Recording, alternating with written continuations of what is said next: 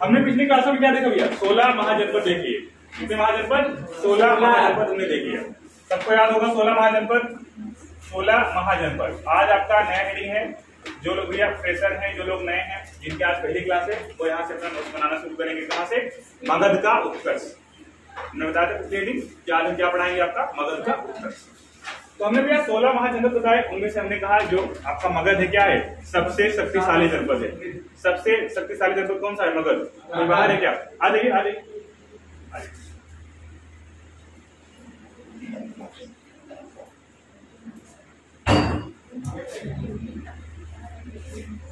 हम आगे ना, यहाँ आगे।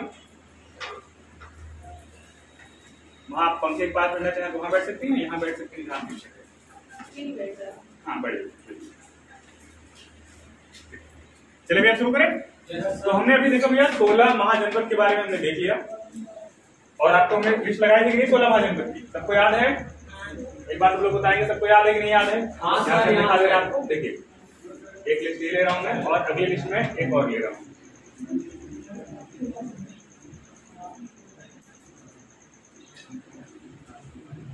आ जाओ, एक बार देखेंगे सब लोग। हमने आपको 16 के 16 महाजनपद बता दिए थे नहीं? ये वाला हो गया इसका भैया पूरा क्रम से हो गया और ये वाला मैप हो गया। ये क्या है आपका? 16 महाजनपद का मैप। और देखते हैं हमने कहा कौन कौन से महाजनपद है देखेंगे। हमने कहा कि भैया 8 आपके कहाँ है? उत्तर प्रदेश में और 3 आपका कहाँ है? बिहार में। सबसे पहले बिहार का देख लेते हैं कि कौन कौन से महाजनपद है। एक बार रिवीजन कर लेते हैं। देखो बिहार में हमने कहा कौन कौन सा है भैया बताओ? बिहार में कौन सा है? मगध। ये रहा आपका मगध और यही क्या है? सबसे शक्तिशाली जनपद है। कौन सा? मगध। और आज हम लोग मगध के बारे में पढ़ेंगे। हमने कहा भैया और आएंगे तो कौन सा मिलेगा आपको? वज्जी मिलेगा। मगध हो गया, वज्जी हो गया और कौन सा? और ये कौन सा? अंग। कौन सा हो गया? अंग। 3 आपके कहाँ हो गए? बिहार के हो गए।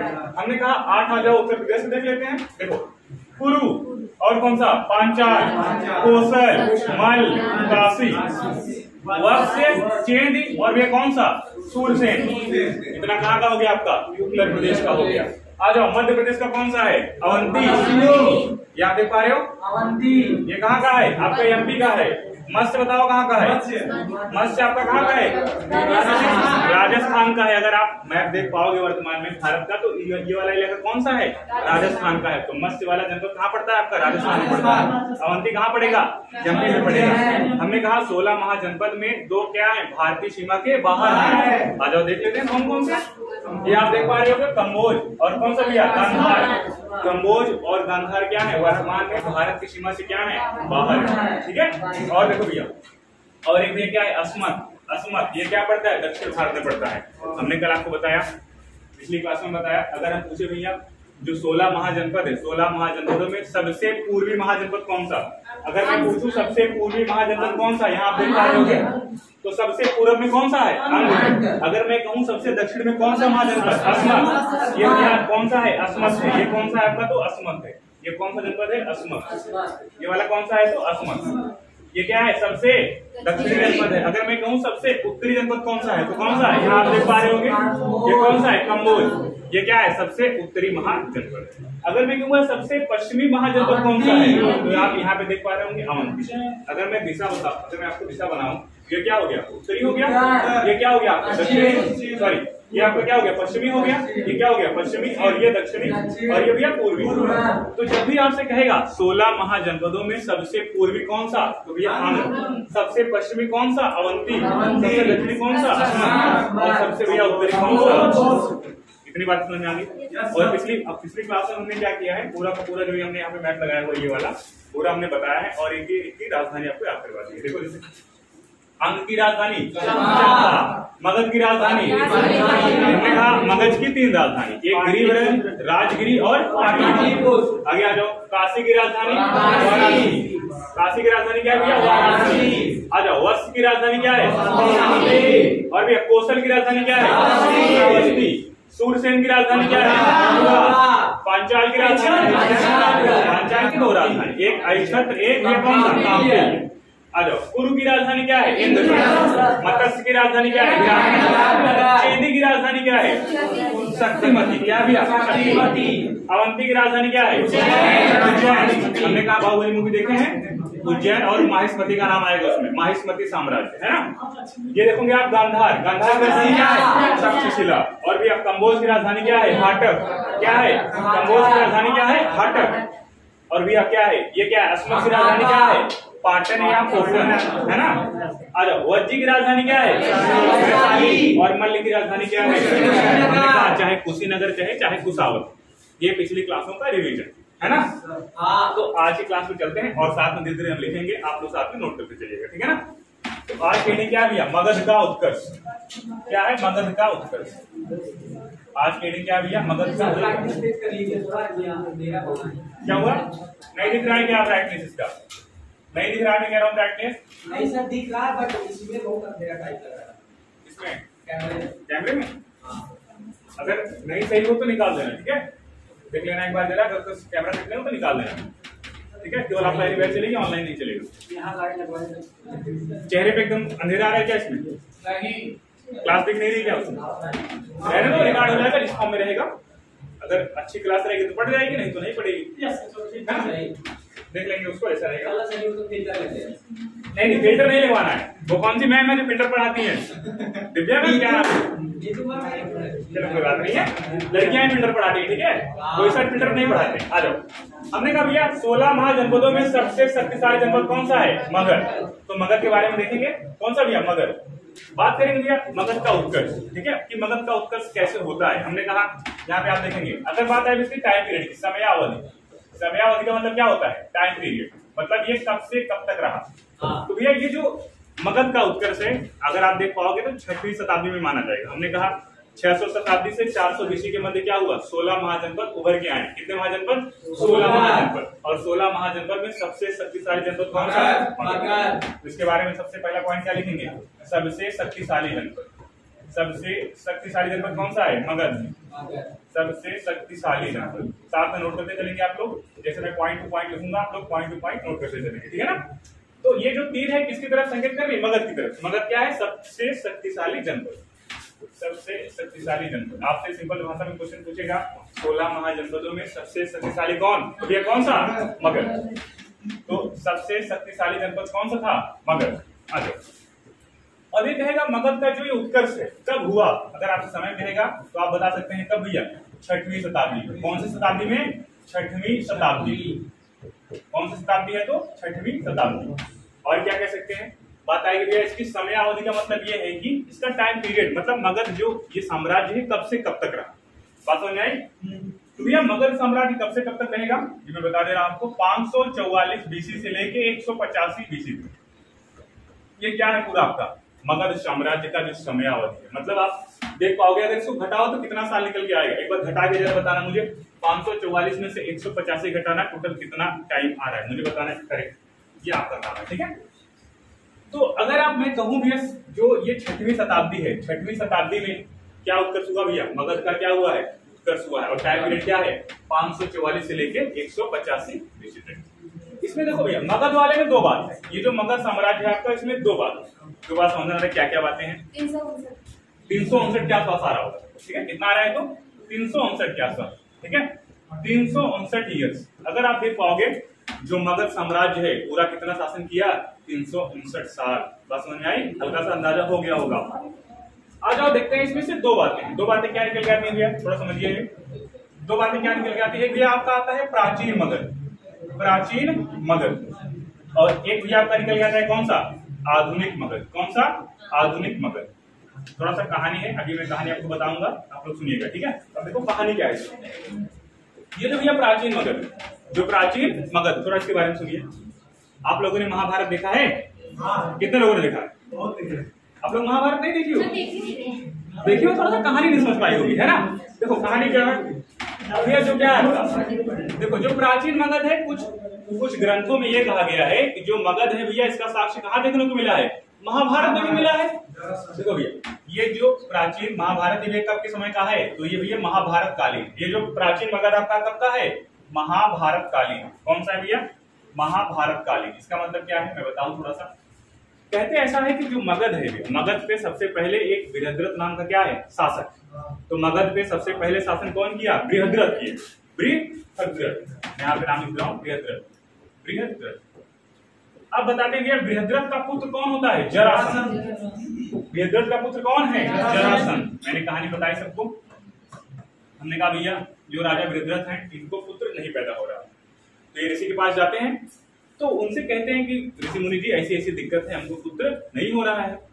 तो ऋषि मुनि जी क्या देते हैं, उनको एक आम का फल देते हैं, कहते हैं ले जाके अपनी रानी को खिला दीजिएगा, तो भैया क्या हो जाएगा, आपको पुत्र पैदा होगा।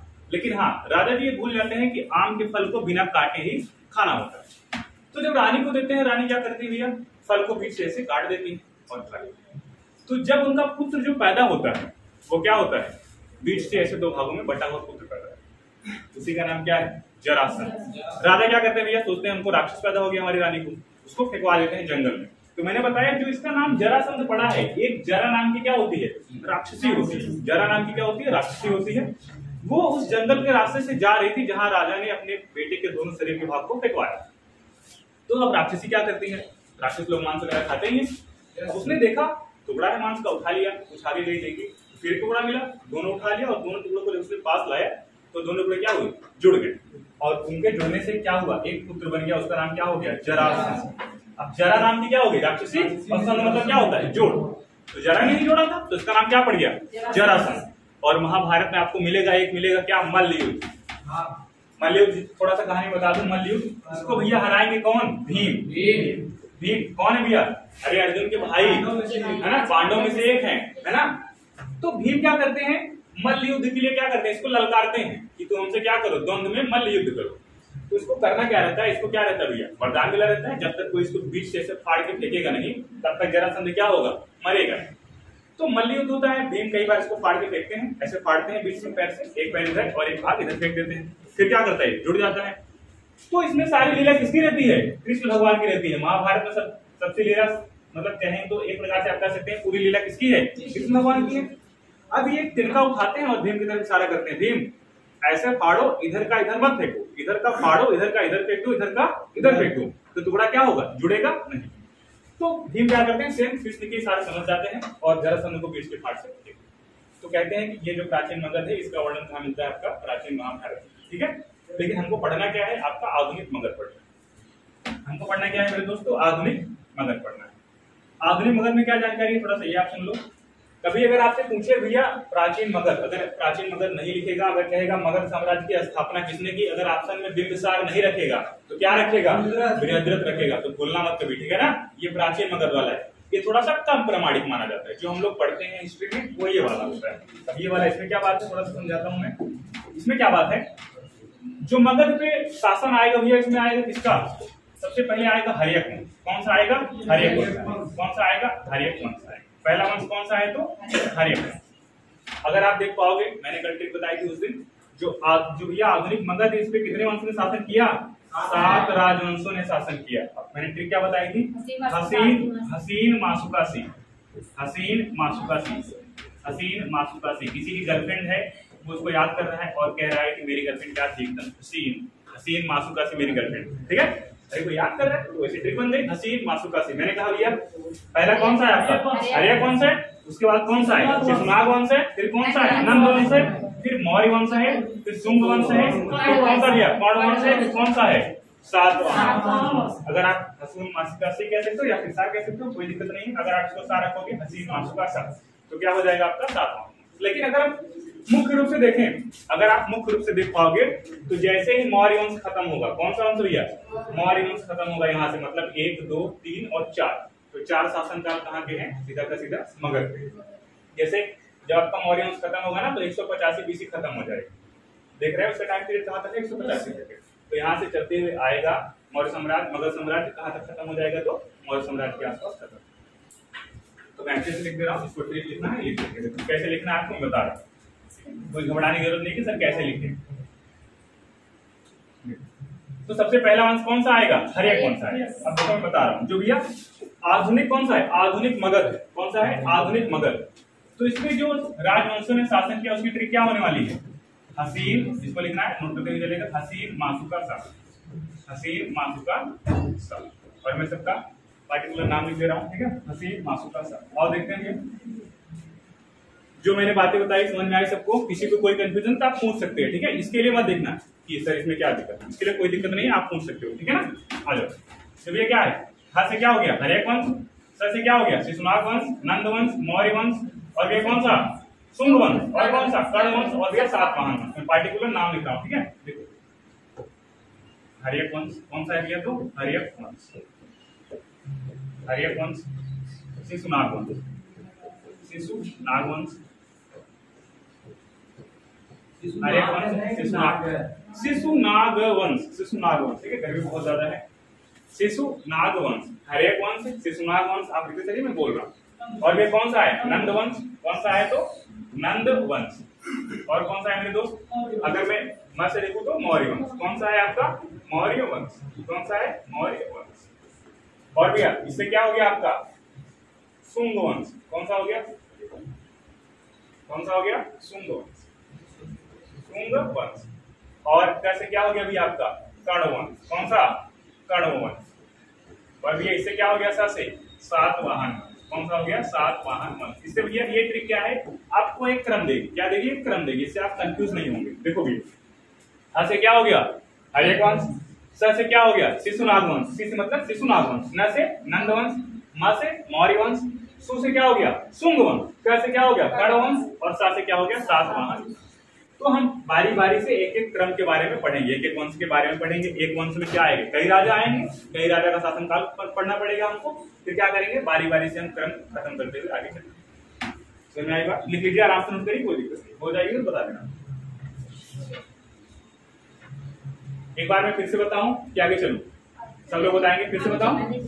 इधर समझ में आ गया भैया आप लोगों को? पीछे जो लोग आएंगे समझ में आ गया? पीछे ना, उधर आप लोग जो नए हैं समझ में आ गया ना? अगर नहीं आया तो कुछ मैं फिर से बता दूं। देखो मैंने कितनी बातें बताई जो बोर्ड पे, मैं फिर से रिपीट कर दे रहा हूं, ठीक है? तो हम क्या पढ़ रहे हैं? मगध। क्या पढ़ रहे हैं भैया? मगध। 16 महाजनपद में सबसे शक्तिशाली महाजनपद कौन सा है? मगध। हमने कहा अगर आपसे कहेंगे भैया मगध का टाइम पीरियड क्या रहा? 544 से लेके 185 बीसी। और हमने कहा भैया मगध क्या है? सबसे शक्तिशाली महाजनपद है। और समय की बात करेंगे तो 6वीं शताब्दी में क्या होता है? इसका उत्कर्ष होता है। हमने कहा मगध के बारे में दो बातें, एक प्राचीन मगध, एक कौन सा है? आधुनिक मगध। कौन सा है? आधुनिक मगध। प्राचीन मगध की कहानी क्या है? हमने कहा ऐसा माना जाता है महाभारत के समय की प्राचीन मगध पे एक बृहद्रथ नाम का क्या था?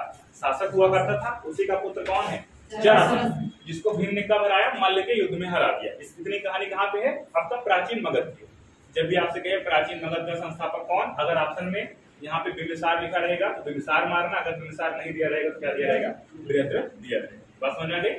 और इसकी सबसे खास बात यह है कि सबसे पहला शासक कौन हुआ? बृहद्रथ। और सबसे अंतिम शासक कौन होगा? बृहद्रथ। यही टेस्ट में आया था, आया था नहीं आया था? और मैंने उस दिन बताया था मौखिक रूप से, जिन लोगों ने ध्यान से सुना था उनका 1 नंबर मिल गया था, और जिन लोगों ने नहीं सुना था उनका 1 नंबर चला गया। इसलिए कहता हूं मैं सारी चीजें जो बोलता रहता हूँ उसको सुनो ध्यान से, ठीक है? तो सभी चीजें मैं व्हाइट बोर्ड पे नहीं लिख पाता हूँ, केवल बोल देता हूँ, उसको आप नोट करिए।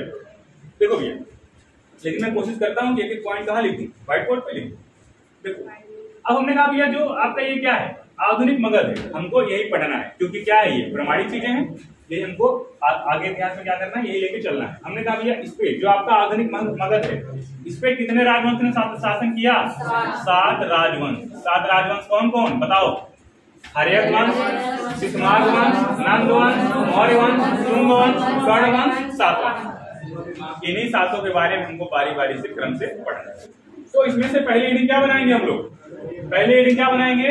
हर्यक वंश। क्या बनाएंगे भैया? हर्यक वंश। तो सभी लोग हेडिंग बना लेंगे कौन सा वंश? हर्यक वंश। एक बार सभी लोग हेडिंग बना लेंगे हर्यक वंश और बताएंगे कि हाँ सर आगे चलिए, मैं आगे चलूंगा, ठीक है? हर्यक वंश, कण्व वंश। कण्व वंश क्या है? आधा ड है, तिरवा है, कण्व वंश। बात समझ आ गई? कण्व वंश, ठीक है? कण्व वंश। एक बात मैं यहाँ नोट करके लिख रहा हूँ, जैसे देखो कभी कभी भैया जो आप बार बार देख रहे हैं मगध मगध मगध मगध, इसका उल्लेख सबसे पहले कहाँ मिलता है? एक बार क्वेश्चन पूछा गया, मैं आपको लेता हूँ पॉइंट करके।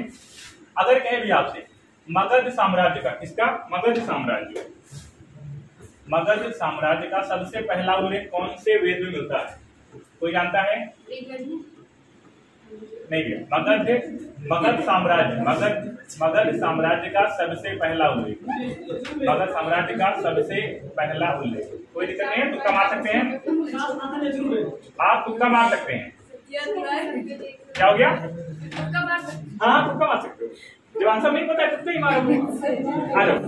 तो भैया ये मिलता है अथर्ववेद में। कौन से वेद में? तो अथर्ववेद।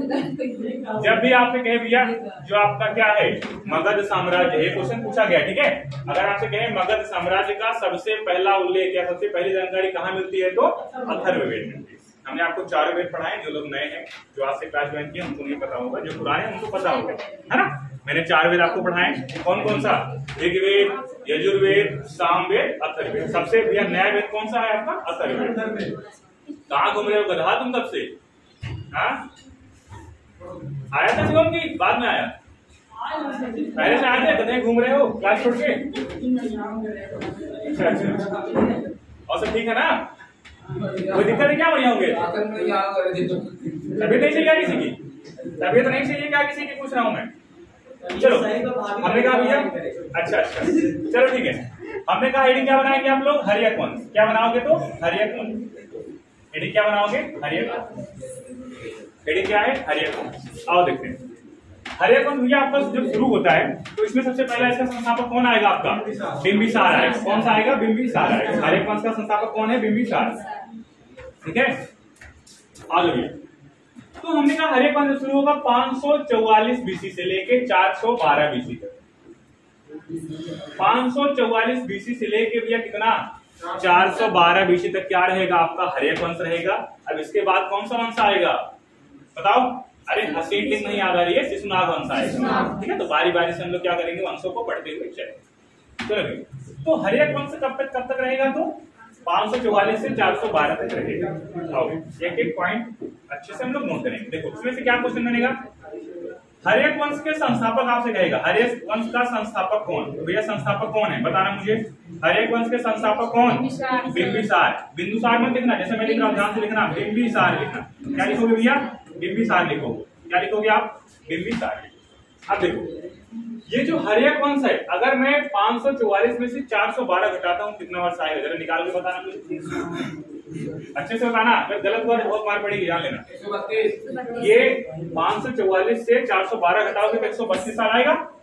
तो 132 साल तक कौन वंश रहेगा? हर्यक वंश रहेगा। किस पे रहेगा? मगध पे रहेगा। बात समझ में आई? मगध पे 132 साल तक किसका शासन रहेगा? हर्यक वंश का शासन रहेगा। बिंबिसार का नहीं रहेगा। अभी मैं बताऊंगा बिंबिसार कितना रहेगा, लेकिन हाँ पूरे इतिहास में सबसे लंबा शासन काल किसका है? बिंबिसार का है। 52 साल तक अकेले बंदे ने शासन किया। कितना? 52 साल। देखो कब तक। अब 544 से शुरू है कौन सा? हर्यक वंश। सबसे पहला शासक कौन सा है? बिंबिसार। तो इसका जो टाइम पीरियड है 544 से लेके भैया है 492 बीसी। क्या है? 492 बीसी। कुछ नए लोग होंगे बीसी और एसी नहीं समझ पा रहे होंगे एडी, तो मैं समझा दूंगा, ठीक है ना। देखो भैया ये घटता है। बीसी का मतलब होता है बिफोर क्राइस्ट, ईसा मसीह के जन्म के पहले की कहानी। देखो अगर यहाँ पे आप डिफरेंट निकालोगे, यहाँ पे अगर आप अंतर निकालोगे तो आएगा कितना वर्ष? 52 वर्ष आएगा। कितना आएगा मेरे दोस्त? 52 वर्ष आएगा। अब 52 साल तक किसने शासन किया? बिंबिसार ने शासन किया। और इनके बारे में नोट पॉइंट हम लोग क्या लिखेंगे? नोट पॉइंट ये लिखेंगे पूरे इतिहास का। ये क्या गया? इतिहास का सबसे लंबा शासनकाल। इतिहास का सबसे लंबा शासन। इतिहास का सबसे लंबा शासनकाल। और शासक आएंगे जिन्होंने 47 साल, 48 साल, 50 साल तक शासन किया, लेकिन 52 साल तक नहीं किया। ठीक है, तो भैया इतिहास का क्या है? सबसे लंबा शासनकाल। सबसे लंबा शासनकाल। सबसे लंबा शासनकाल। ये क्या लिखा है मैंने?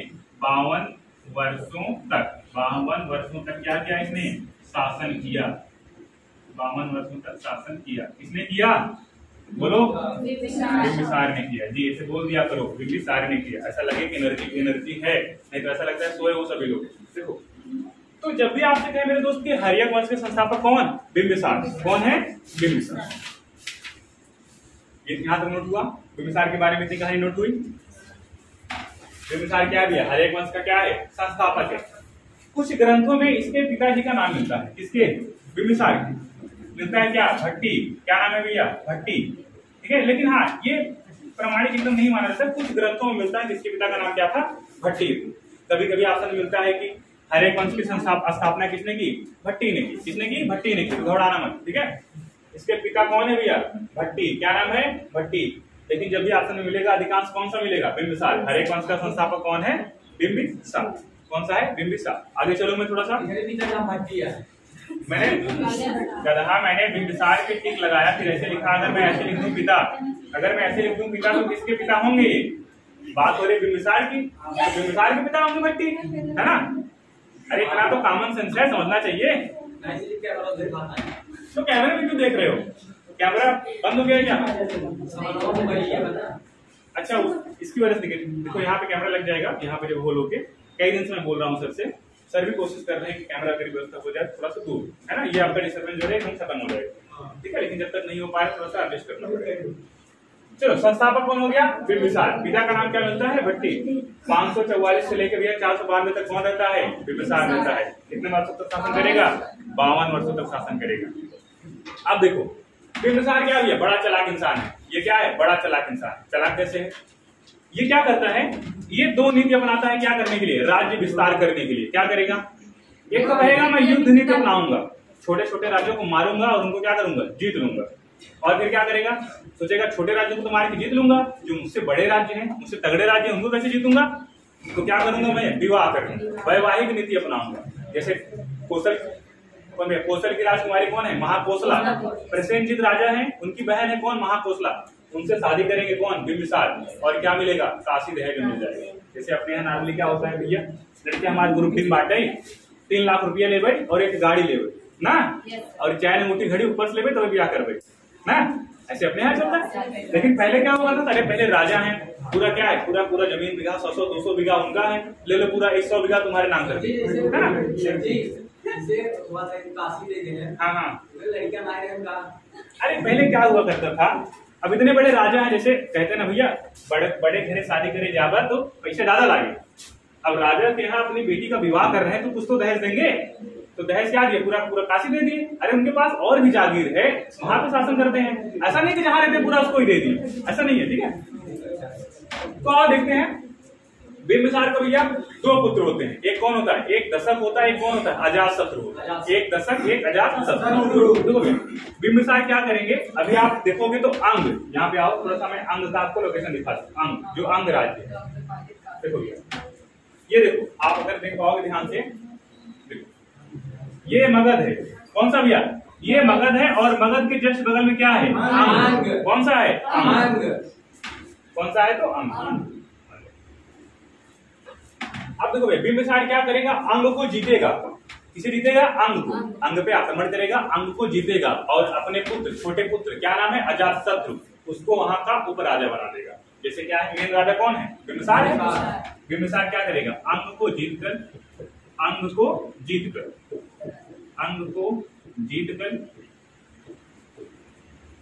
यहाँ का राजा, अंग को जीतकर यहाँ का राजा अजातशत्रु को बनाएगा। यहाँ का उपराजा अजातशत्रु को बना देगा। क्या बनाएगा भैया? अजातशत्रु को बना देगा। बात ध्यान से समझना, एकदम शॉर्ट नोट्स में लिख रहा हूँ। अजातशत्रु को बना देगा, ठीक है। कहानी लिखने की कोई जरूरत नहीं है। जो आपके एग्जाम में क्या आएगा? कहानी लिखने के लिए आएगा क्या? नहीं आएगा। सीधा आपसे फैक्ट पूछेगा, आपको फैक्ट में आंसर देना रहेगा। आप क्या लिखेंगे? अंग को जीतकर अंग का उपराजा, वहां का उपराजा, यहाँ का उपराजा का मतलब क्या है? अंग का। यहाँ का मतलब क्या है? अंग का। उपराजा किसे बनाएगा? अपने छोटे पुत्र, क्या नाम है उसका? अजातशत्रु। क्या है? अजातशत्रु। अब देखो, ये इतना बड़ा लालची है गधा, कौन? अजातशत्रु। पिता ने अंग को जीत के इसका इसको राजा बना दिया वहां का। इसका एक बड़ा भाई है, कौन? दशक। तो पहले क्या हुआ करता था, आप सब जानते हैं, राज्य में क्या होता है, जैसे राजा की मृत्यु होने वाली है या फिर बूढ़ा हो गया है, वो अपनी जब सत्ता सौंपता है तो अपने बड़े बेटे को देता है। तो इसका बड़ा भाई कौन है? दशक। तो बिंबिसार क्या करते हैं? दशक को क्या करते हैं? राजा घोषित करते हैं। लेकिन ये गधा जो है इतना बड़ा लालची है, इसको अंग देने के बावजूद ये संतुष्ट नहीं रहता। लास्ट में क्या करेगा? अपने पिता को बंदी बनवाएगा और अपने पिता की क्या करेगा? हत्या कर देगा, और साथ में अपने बड़े भाई को भी मार देगा। तो इसीलिए इतिहास में पहला पितृहंता किसे कहते हैं? अजातशत्रु को कहते हैं। और कहते हैं ना, जैसे को तैसा, मतलब जैसा आप करोगे वैसा आपको मिलेगा। इसका एक पुत्र होता है, कौन? उदयन। वो इसको भी मार देता है। अरे आपने अपने पिता को मारा तो आपको भी मरना पड़ेगा। तो उदयन क्या करता है? इसको मार देता है। तो उदयन को क्या कहते हैं? द्वितीय पितृहंता कहते हैं, ठीक है। अभी मैं नोट पूरा लिखूंगा अच्छे से। यहाँ समझ में आई बात इतनी? बिंबिसार ने अंग को जीत कर यहाँ का राजा किसे बनाया? अजात शत्रु को बना दिया। आगे चलूं, ये नोट हुआ? सब एक बार बताएंगे नोट हो गया? नहीं। किसका नहीं नोट हुआ? हो गया सर। लिख लो, मैं तो कहता हूँ ना आराम आराम से लिखता हूँ, एक लाइन लिखता हूँ फिर समझाता हूँ आराम से, तो आप साथ में नोट कर सकते हो। हरिया कौन? संस्थापक कौन? बिंबिसार। इसका टाइम पीरियड क्या है? 544 से लेकर 405, और 492 में ही कौन मरेगा? बिंबिसार मरेगा। 492 में अजातशत्रु इसको मार देगा। ठीक है, आगे चलूं? चलो, अब आप बिंबिसार की थोड़ा सा पत्नी देखते हैं। पहले राजा महाराजा एक पत्नी नहीं 3-4 पत्नी रखते थे। थोड़ा सा उनके बारे में जो क्वेश्चन पूछते हैं उनके बारे में आते हैं। कौन है राजा? बिंबिसार। कौन है राजा? बिंबिसार। कौन है? बिंबिसार। बिंबिसार ने भैया साम्राज्य विस्तार के लिए कौन सी नीति अपनाई? बताओ। बिंबिसार ने साम्राज्य विस्तार के लिए, कौन सा भैया? साम्राज्य विस्तार के लिए, साम्राज्य विस्तार के लिए, साम्राज्य विस्तार के लिए किसका सहारा लिया? वैवाहिक संबंधों का सहारा लिया। वैवाहिक संबंधों का सहारा लिया। वैवाहिक संबंध का मतलब क्या? विवाह का सहारा लिया ना। वैवाहिक संबंधों का सहारा लिया। आप लोग ऐसे नोट कर लें, वैवाहिक संबंधों का क्या लिया भैया? वैवाहिक संबंधों का सहारा लिया। सहारा लिया। आ जाओ, अब हम लोग देखते हैं बिंबिसार की पत्नी के बारे में। देखेंगे बिंबिसार की कितनी पत्नियां? 4 पत्नियां, और चारों के बारे में थोड़ा सा देखते हैं क्या क्या चीजें। हाँ भैया, एक पत्नी नहीं 4 पत्नी। ठीक है, चलो बताऊं। देखो भैया, बिंबिसार की जो पहली पत्नी होती है उसका नाम क्या है? महाकोसला। क्या नाम है? महाकोसला। अब भैया महाकोसला है कहाँ की? तो हमने कहा ये कोसल राज्य की हैं, प्रसेनजित राजा हैं, उनकी क्या है? बहन। अभी जो अजातशत्रु आएगा ना, जो प्रसेनजित है, इनकी पुत्री से शादी करेगा। मतलब एक तरीके से देखेंगे तो अपने चचेरे मामा की लड़की से शादी करेगा। ठीक है, तो मैं बताऊंगा। देखो ये महाकोसला क्या है? इसकी पहली पत्नी है, और ये कहाँ की है? ये भी इंपॉर्टेंट है, आपको और करवा दूं। तो महाकोसला कहाँ की है? तो बताओ कहाँ की है? कोसल राज्य। कौन से राज्य की है भैया? कोसल राज्य की है। अब देखो कोसल राज्य की है, और यहाँ के राजा कौन है? प्रसेनजित। प्रसेनजित की क्या है? बहन। प्रसेनजित की क्या है? बहन। प्रसेनजित की बहन। प्रसेनजित की बहन, और प्रसेनजित की पुत्री रहेगी वाजिरा, उसका नाम रहेगा। उसी से शादी करेगा कौन? अजातशत्रु करेगा। वो कहानी आगे आएगी। आ जाओ। अब भैया जब इन्होंने महाकोसला से शादी किया, महाकोसला से जब बिंबिसार शादी करेगा, अब यही दहेज मिलेगा इसको। कौन सा दहेज मिलेगा? पूरा का पूरा काशी दहेज मिलेगा। महाकोसला से शादी करने पे क्या मिलेगा इसको? काशी दहेज मिलेगा। काशी दहेज में मिल जाएगा। काशी क्या मिल गया? काशी दहेज में मिल गया। और पहली बार दहेज प्रथा का साक्ष्य यहीं से मिलेगा। दहेज मिल गया, काशी दहेज मिल गया। ठीक है, अब काशी दहेज मिल गया इसको। अब काशी इतना बड़ा राज्य था, उससे क्या आता था? 1 लाख रुपए खाली टैक्स आता था उससे। एक तो काशी मिला, साथ में इसकी इनकम भी बढ़ गई, लाख रुपए आने लगा, है ना। तो आगे आएंगे इसकी दूसरी पत्नी है, एक और शादी करेगा ये। वो कौन से गणराज्य की रहेंगी? लिच्छवी गणराज्य की रहेंगी। कौन से गणराज्य की है भैया? लिच्छवी गणराज्य की। और हमने कहा भैया लिच्छवी गणराज्य, ये जो लिच्छवी गणराज्य है ये कहाँ पे पड़ता है? तो वैशाली में पड़ता है। कौन सी जगह पड़ता है? ये वैशाली में पड़ता है। और हमने कहा वैशाली किसकी राजधानी है? वज्जी की राजधानी है। वज्जी की राजधानी क्या है? वैशाली। और हमने कहा वज्जी क्या है? दुनिया का पहला गणतंत्र है। दुनिया का पहला गणतंत्र कौन सा है? वज्जी है। और वज्जी की राजधानी क्या है? वैशाली। वैशाली में एक गणराज्य रहता है, उसका नाम क्या है? लिच्छवी गणराज्य। कौन सा गणराज्य? लिच्छवी गणराज्य। और हमने कहा लिच्छवी गणराज्य भैया यहीं पे एक राज्य है, उनका नाम है चेटक। क्या है? चेटक। और यही चेटक की कौन है भैया? चेटक की पुत्री रहेगी। क्या नाम है उसका? चेलना। क्या नाम है उसका? चेलना। चेलना। तो भैया दूसरी पत्नी का नाम क्या है? चेलना। और पहली पत्नी का नाम क्या है? महाकोसला। पहली पत्नी महाकोसला। क्या हुआ? नाम नहीं समझ आ रहा क्या? पहले के नाम ऐसे ही होते थे। ठीक है, कहीं कहीं का नाम चेलना या फिर छेलना, इस तरीके से नाम होता है, लेकिन आप लिखेंगे क्या? चेलना। इनका नाम क्या है? चेलना। और पहली पत्नी का नाम क्या है? महाकोसला। इतनी बातें समझ में आ गई। इससे क्या मिल गया? काशी दहेज मिल गया। अब चेटक की भैया पुत्री है। चेटक की क्या है? ये पुत्री कौन है? चेलना। चेटक की पुत्री कौन? चेलना। अब जो अजातशत्रु है किसका पुत्र? बिंबिसार का पुत्र। उसकी माँ का नाम क्या है? चेलना। तो जो बिंबिसार का पुत्र कौन है? अजातशत्रु। कौन है भैया? अजातशत्रु। किसका पुत्र है? चेलना का पुत्र है। अब देखो, अब यही अजातशत्रु है जो क्या है? किसका पुत्र है? चेलना का पुत्र है। किसका पुत्र है? चेलना का पुत्र। आगे आओ, तीसरी पत्नी कौन है भैया? एक है भैया मध्य देश की राजकुमारी। मध्य आपका पड़ता है पंजाब राज्य के इलाके में, ठीक है। तो मध्य देश की राजकुमारी है, मध्य की राजकुमारी, मध्य की क्या है? राजकुमारी। और इनका नाम क्या होता है? क्षेमा। मध्य की राजकुमारी है और मेरे दोस्त इनका नाम क्या होता है? तो क्षेमा, ठीक है। इनका नाम क्या होता है? क्षेमा। अरे छेना नहीं गधी, क्षेमा, क्षेमा, क्षेमा नाम है, क्षेमा, ठीक है। मैं छेना लिख दूं, वहीं पेड़ा लिख दिया, मतलब पेड़ा लिख देना, ठीक है। देखो तो कौन है भैया? महाकोसला और चेलना और कौन हो गई? क्षेमा। तीन पत्नियों का नाम याद हुआ? महाकोसला, चेलना और क्षेमा। मजा आ रहा है पढ़ने में? अरे किसी की एक पत्नी नहीं समझ रही है, चार चार पत्नी संभालना पड़ रहा है, ठीक है। और हमने आपको फोटो दिखाया था किसका? आम्रपाली का। मैंने कहा जब मगध के टाइम पे क्या थी? सबसे सुंदर महिला थी। कौन? आम्रपाली। अभी मैं फोटो दिखाऊंगा, ठीक है। बस हल्ला मचाना, हल्ला मचाना, फोटो दिखाऊंगा। और मैंने कहा आम्रपाली से शादी करने के लिए क्या मचेगी? होड़ मच जाएगी कि मैं शादी करूंगा, मैं शादी करूंगा, है कि नहीं? तो लोग क्या करेंगे? उब जाएंगे। उससे क्या करेंगे? बोलेंगे भैया आप क्या बन जाओ? नगर वधु बन जाओ। मैंने कहा नगर वधु का मतलब क्या होता था? गणिका। गणिका का मतलब क्या होता है? हिंदी में आप एक शब्द मिलेगा, हिंदी में आपको गणिका। मैंने आपको समझाया हुआ है। गणिका का मतलब वो होता है जो स्त्री अपने शरीर का क्या करती है? व्यापार करती है, उसे क्या कहते हैं? गणिका कहते हैं। क्या कहते हैं? गणिका कहते हैं। तो जो भैया ये कौन है? आम्रपाली। इसको क्या बना देंगे? नगर वधु बना देंगे। अब कौन है भैया? ये थोड़ा सा जो बिंबिसार है इसके बारे में कम जानता है। बाद में जब पता चलता है कि क्या है, आम्रपाली अति सुंदर है। अब राजा है, पहले तो लोग क्या करते थे? विरोध करते भैया कौन शादी करेगा? अब राजा हमने कहा जब आपके पास पावर अथॉरिटी रहेगी तो कोई आपको रोकेगा नहीं। अरे कोई रोकेगा तो चौराहे बलवान मरवाओगे उसको? अरे कोई बोलेगा अब बिंबिसार क्या करेगा? आम्रपाली से जबरन शादी करेगा, है ना। तो इतना आप नोट करो, फिर बताता हूँ। तो गर्मी इतना लग रहा है, टाइम हो गया क्या? अभी तो बहुत टाइम। इतना नोट हुआ?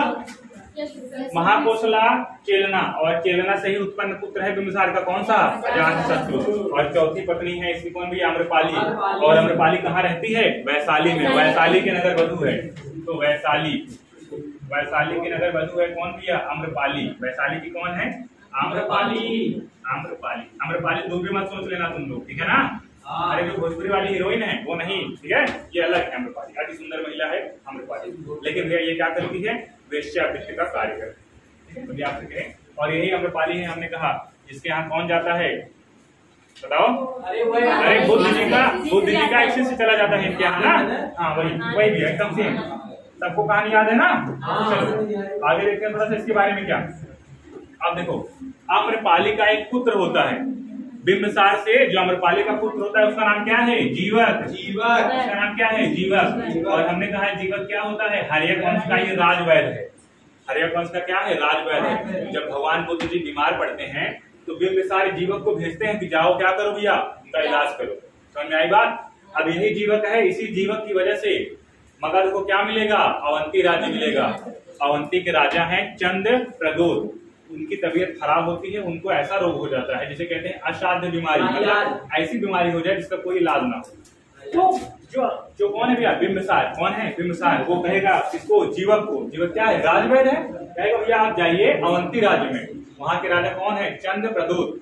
उनको क्या करो? इलाज करो। जीवक क्या करता है? उनका इलाज करता है, वो ठीक हो जाते हैं और उसी में क्या करते हैं? अवंती राज्य को मगध के अधीन कर देते हैं। अब देखो मगध कैसे फैल रहा है, मैं दिखाऊंगा आपको, अगर आप देख पाओगे। देखो थोड़ा सा बात समझना, थोड़ी सी बात नहीं समझना आप। यहाँ पे हमने कहा जो बिंबिसार है किसे जीतेगा? सबसे पहले अंग को जीतेगा। और आप देखो अब यहाँ मगध है और इसने जीता किसको? अंग को। अब इसका राज्य विस्तार कहाँ तक हो गया? पूरा यहाँ तक हो गया। बात समझ में आई? अब इसको काशी दहेज में मिल गया। यहाँ आप देख पा रहे हो काशी, तो पूरा यहाँ तक क्या हो गया? मगध हो गया। देखो कैसे फैल रहा है। अब देखो अब ये जो जीवक है इसका पुत्र कौन? जीवक है बिंबिसार का, आम्रपाली से उत्पन्न हुआ है। ये कहाँ आएगा? अवंती आएगा। और अवंती के यही राजा है कौन? चंद्र प्रदोत। हमने कहा कौन है भैया? चंद्र प्रदोत। इनको क्या हो जाती है? असाध्य बीमारी हो जाती है, न ठीक होने वाली। तो जीवक इनका इलाज करेगा, ये ठीक हो जाएंगे और खुशी में क्या करेंगे? बोलेंगे अब हमारा अवंती क्या है? मगध के अधीन है। अब मगध कहाँ तक पहुंच गया? यहाँ तक पहुंच गया। एक जगह किसका हो गया? मगध का हो गया। बाद में मगध क्या करेगा? कौशल नरेश। आ जाओ यहाँ मैं कौशल दिखाऊं। यहाँ जो महाकोसला है इसकी पहली पत्नी महाकोसला, हाँ। यहाँ पे आप देख रहे हो ना कौशल लिखा है, यहाँ पे आप देख पाओगे कौशल, कौशल जो क्या है बहन है। तो अब इसकी चारों तरफ क्या होने वाली है, ससुराल बनने वाली है। देखो मैं कैसे बना रहा हूँ ससुराल, आ जाओ। अब इसने क्या किया भैया, कौशल नरेश में ससुराल हो गई, काशी दहेज मिल गया है ना। और अवंती के राजा को क्या किया इसने, इलाज देके अपना क्या किया, मोहक बना लिया, और ये क्या हो गया, इसके अधीन हो गया। तो मगध क्या हुआ, पहले यहाँ तक था, मगध यहाँ तक हो गया, पूरा का पूरा यहाँ तक फैल गया। अब धीरे धीरे क्या करेगा मगध, जो छोटे छोटे राजे हैं जैसे वज्जी है, मल्ल है, सूरसेन है, वत्स है, चेदी है, इनको जीतना शुरू करेगा। मैंने कहा बिंबिसार दो नीति अपनाएगा, एक वैवाहिक वाली, एक युद्ध नीति। छोटे राज्यों को क्या करेगा, युद्ध के माध्यम से जीतेगा, और बड़े राज्यों को क्या करेगा, उनसे विवाह संबंध स्थापित कर लेगा। अब जब रिश्तेदार हो जाएंगे तो सपोर्ट करेंगे ही, है ना। तो आओ देखते हैं। अब ये कौन है भैया, जीवक क्या है, ये राजवैल है। ये क्या है, राजवैल। ये किससे उत्पन्न हुआ है, अम्रपाली का पुत्र, इससे अम्रपाली का। और अम्रपाली कहाँ की है, वैशाली की। तो बिंबिसार की चार पत्नियां समझ में आ गई, ठीक है ना। सबने नोट कर लिया चारों पत्नियों के बारे में, महाकोसला, चेलना, क्षेमा और अम्रपाली। अम्रपाली का पुत्र कौन है, जीवक, और भी अजासत किसका पुत्र है, चेलना। अब देखो, अब जो बिंबिसार है ये सभी पत्नियों में चेलना से अति प्रेम करता है। किससे भैया, चेलना। चार पत्नियां हैं। अब देखो कहानी कैसे बदलेगी। शुरू में बिंबिसार मानता है बौद्ध धर्म, क्या मानता है, बौद्ध धर्म। बाद में चेलना उसको कहती है बौद्ध धर्म छोड़ देता है, हमारे नाते जैन धर्म आएगा। भाई बहुत मानता है इसको। अब क्या करेगा, शुरुआती में पूछेगा, शुरुआती में बिंदुसार कौन सा धर्म मानता है, शुरुआत में बौद्ध धर्म, लेकिन चेलना के कहने पे क्या करेगा, जैन धर्म मानना शुरू करेगा। समझ आई बात। तो चेलना के कहने पे देखो, यहाँ लिखूं मैं, इसके कहने पर जैन धर्म मानेगा। कौन मानेगा, बिंदुसार मानेगा। मैं इसको नोट में लिखा दे रहा हूँ, ये सब नोट हो गया, इस पूरा स्लाइड का नोट हुआ ना। आगे चलूं, तो मैं नोट में क्या लिखा, नोट में आपको क्या लिखना है, कैसे। जो बिंदुसार है, कौन है भैया, बिंबिसार। ये क्या रहता है भैया, शुरुआत में क्या लिखेंगे आप, शुरुआत में मतलब शुरुआती में, या फिर शुरुआत में बौद्ध धर्म मानता है। क्या मानता है, बौद्ध धर्म मानता है। शुरुआत में क्या मानता है, बौद्ध धर्म को मानता है, बौद्ध धर्म को मानता है। परंतु आगे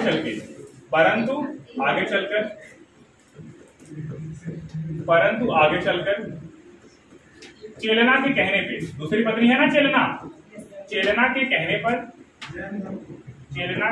पर जैन धर्म अपना लेता है। चेलना के कहने पर जैन धर्म अपना लेता है। अरे जैसे कहते हैं ना गांव में, भैया पहले बेटा हमका बहुत मानत रहा, मेहरारू आज से बदलियो ना। तो वही बात है, जब इसकी पहली पत्नी थी उसकी बात मानता था, बाद में चेलना शादी कर लिया इसने, मनमोहक हो गई हुई है उसकी, तो दूसरी पत्नी की बात मानने लगा। ठीक है, तो घर में आज घुना पड़ रहा है ना, हालत खराब हो रहा है। ये पॉइंट नोट हुआ। बिंबिसार शुरुआती में कौन सा धर्म मानता है, बौद्ध धर्म मानता है। बाद में क्या हो गया, अरे उसकी कहानी आएगी मैं उसकी बताऊंगा, उनका पुत्र भी मानेगा। ठीक है, ऐसी बात नहीं है कि एक ही राजा ने माना है। हमने आपको जब जैन धर्म बौद्ध धर्म पढ़ाया तो उसमें लिखाया है क्रम, कौन सा राजा क्या मानेगा, कौन सा राजा क्या मानेगा। तो भैया शुरुआती में क्या रहता है, ये बौद्ध धर्म का अनुयायी रहता है, बाद में चल के क्या हो जाता है, जैन धर्म का अनुयायी हो जाता है।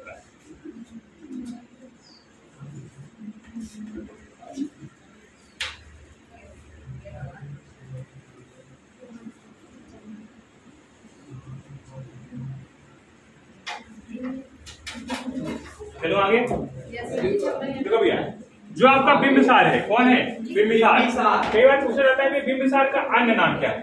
तो बिंबिसार का एक अन्य नाम मिला है, कौन सा।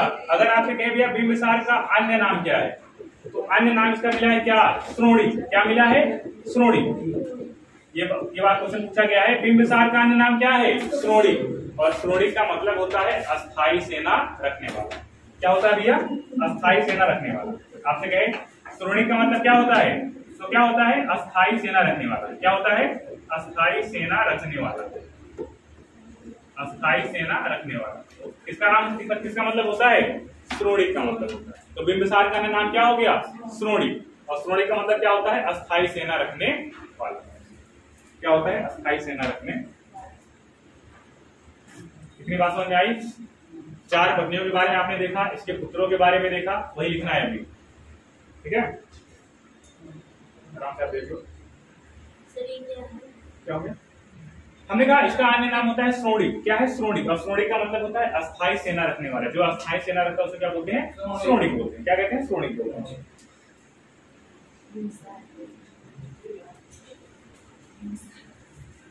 हो गया। अब थोड़ा सा आप यहाँ आओ पहली स्लाइड पे, थोड़ा सा मैं बताऊँ आपको, थोड़ा सा अंतर बताना है। ये जहाँ पे प्राचीन और आधुनिक लिखो, देखो यहाँ पे तो हमने कहा था मगध की 3 राजधानियां, गिरिव्रज, राजगीर, पाटलिपुत्र। वो कैसे होती है थोड़ा सा देखो। जो प्राचीन मगध है, कौन सा? जो प्राचीन मगध, इसकी राजधानी क्या मिलती है? राजगिरी। क्या मिलती है? राजगिरी। ध्यान से देखना, राजगिरी, राजगिरी, राजगिरी। देखो इसकी राजधानी क्या मिलती है? राजगिरी। क्या मिलती है? राजगिरी। किसकी राजधानी मिलती है? प्राचीन मगध जो है, इसकी राजधानी प्राचीन मगध। आधुनिक वाले की राजधानी मिल जाती है राजगिरी। देखो राजगिरी, इसकी राजगिरी, इसकी राजगिरी। देखो कैसे मिला के बनेगा राजगिरी और राजगिरी। तो भैया जब अजातशत्रु आएगा वो राजधानी क्या बनाएगा? उदयन आएगा। जब उदयन आएगा तो पाटलिपुत्र की स्थापना करेगा और अपनी राजधानी क्या बनाएगा? पाटलिपुत्र बनाएगा। तो कभी कभी देता है राजगिरी, कभी कभी राजगिरी, कभी कभी पाटलिपुत्र। तो राजगिरी कहां से निकल के समझ आएगा? तो यहाँ से प्राचीन मगध से क्या निकल के आई? राजगिरी। अगर आपसे कहे प्राचीन मगध की राजधानी क्या थी? राजगिरी। और आधुनिक मगध की राजधानी क्या थी? राजगिरी। मतलब ये बिंबिसार के समय पे थी। किसकी राजधानी है ये? बिंबिसार के समय पे। किसके समय पे है? बिंबिसार के। और ये वाली किसके समय पे है? बृहद्रथ के। किसके समय पे है? बृहद्रथ के। तो तीनों राजधानियों को समझ में आया। उदयन आएगा तो क्या बनाएगा? पाटलिपुत्र बनाएगा। और ये बृहद्रथ ने क्या बनाया? राजगिरी बनाया। और इसने क्या बनाया? राजगिरी बनाया। थोड़ा थोड़ा सा अंतर है, ठीक है, बहुत हल्का सा अंतर है। ये केवल आपके समझने के लिए, ठीक है। कभी ऐसे पूछा नहीं जाएगा एकदम आपसे, देगा तो या तो ये ऑप्शन में रहेगा या तो वो ऑप्शन में रहेगा, दोनों में से एक ही रहेगा। बात समझ में आई? आगे क्या लिखना है? आगे चलूं? आगे केवल यही लिखना है। देखो आगे आप क्या लिखेंगे? कौन है? क्या? बिंबिसार। कौन है? अब बिंबिसार की हत्या कौन करेगा? बताओ। बिंबिसार की हत्या कौन करेगा? अजातशत्रु करेगा। इनकी हत्या की किसने? अजातशत्रु ने कर दी। किसने कर दी? अजातशत्रु ने। कब की? 492 बीसी में। 492 बीसी में अजातशत्रु ने क्या की? बिंबिसार की हत्या कर दी। बिंबिसार ने क्या किया था? दशक को उत्तराधिकारी बना दिया था। दशक क्या है? इसका बड़ा पुत्र है, ठीक है। तो मैं अच्छे से लिख रहा हूँ एक लैंग्वेज।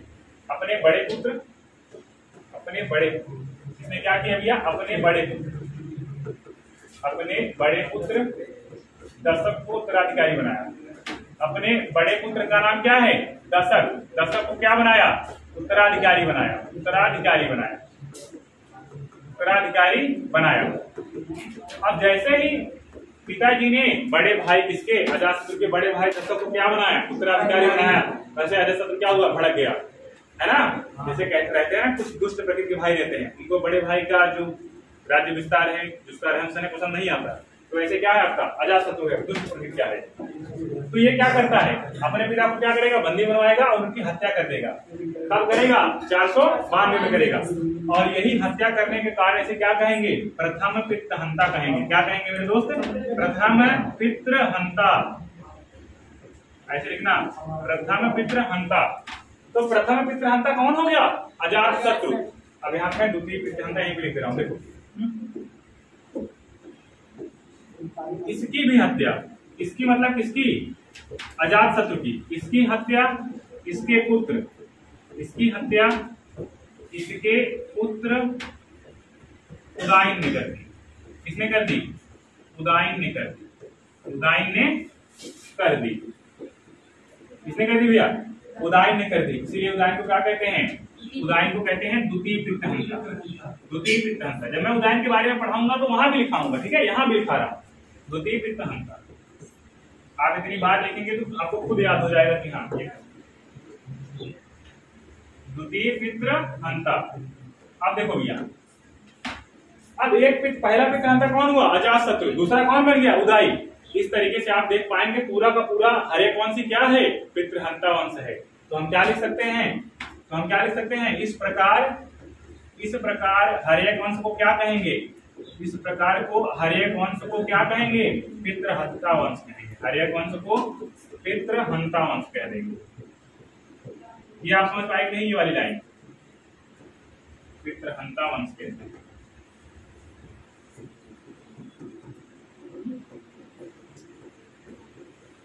ये वाली लाइन समझ में आई? देखो, हर एक वंश को पितृहंता वंश क्यों कहते हैं? क्यों कहते हैं? क्योंकि भैया इसमें क्या है? पिता की हत्या होने का कार्य हो रहा है। जैसे अजातशत्रु ने अपने पिता को मारा, उदयन ने अपने पिता को मारा, तो प्रथम पितृहंता बन गया अजातशत्रु, द्वितीय बन गया कौन? उदयन। तो ये कौन से वंश के शासक हैं? हर एक वंश के। तो जब हर एक वंश में जिस कुल में रहेंगे उसी कुल का नाश करेंगे। तो हर एक वंश को बदनाम कर दिए। हर एक वंश क्या हो गया? पितृहंता वंश हो गया। जब भी आपसे कहे भैया पितृहंता वंश के नाम से किस वंश को जानते हैं? हर एक वंश को जानते हैं। अगर आपसे कहे प्रथम पितृहंता कौन है तो अजातशत्रु। द्वितीय पितृहंता कौन है? उदयन। उदयन किसका पुत्र है? अजातशत्रु का पुत्र है। अजातशत्रु किसका पुत्र है? बिंबिसार का पुत्र है। और अजातशत्रु का बड़ा भाई कौन है? कौन है?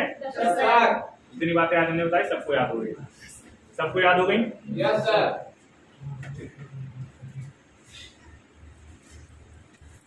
तो जो बातें कुछ बची होंगी कल देख लेंगे। इसके बाद इसका पुत्र आएगा, ठीक है? उसके बारे में हम लोग कहानी कल पढ़ लेंगे। जी क्या हो गया? लास्ट वाला जो लास्ट में रहा होगा। हाँ हाँ, नहीं नहीं बताऊंगा अभी कहानी, तो सब रखोगे, सारी कहानी पता चलेगी आपको कैसे कैसे चीजें होंगी, ठीक है? उदाहरण आएगा, फिर क्या होगी, कहानी कैसे चलेगी, मैं सबको बताऊंगा बारी बारी क्रम से। हिस्ट्री पढ़ने के लिए थोड़ा सा धैर्य रखना पड़ेगा ना। अरे कीप पेशेंस और एंजॉय लीजिए कहानी का। इतिहास पढ़ने का मतलब है कि धैर्य से पढ़िए और एंजॉय लीजिए। एक कहानी क्या दूसरे से कनेक्ट रहती है। हाँ, कीप पेशेंस और भी है क्या होगी? हाँ, ठीक है। तो कल पढ़ेंगे। धन्यवाद, राधे राधे, और अपना ख्याल रखिए।